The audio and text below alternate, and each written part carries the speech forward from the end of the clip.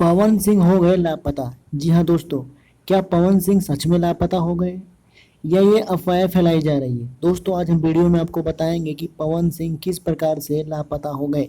दोस्तों सबसे पहले हम बात करेंगे पवन सिंह के बारे में।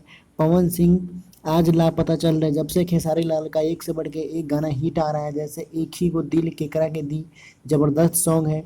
उसके बाद में खेसारी जी का गाना आया एक चुम्मा हा विटामिन, ये भी जबरदस्त सॉन्ग है। इसके बाद में खेसारी जी का एक गाना आता है जिस गाने का नाम है आम के स्वाद, ये गाना भी ट्रेंडिंग में है। जब से खेसारी लाल यादव जी के 3-4 गाने हिट पे हिट चल रहा है और ट्रेंडिंग में चल रहा है, तब से पवन सिंह लापता हो चुके हैं। दोस्तों पवन सिंह बिल्कुल लापता हो गए हैं और उनका एक भी गाना ट्रेंडिंग में नहीं चल रहा है। जब से खेसारी लाल यादव जी का गाना है एक से बढ़ के एक गाना अभी हिट चल रहा है और ट्रेंडिंग में चल रहा है।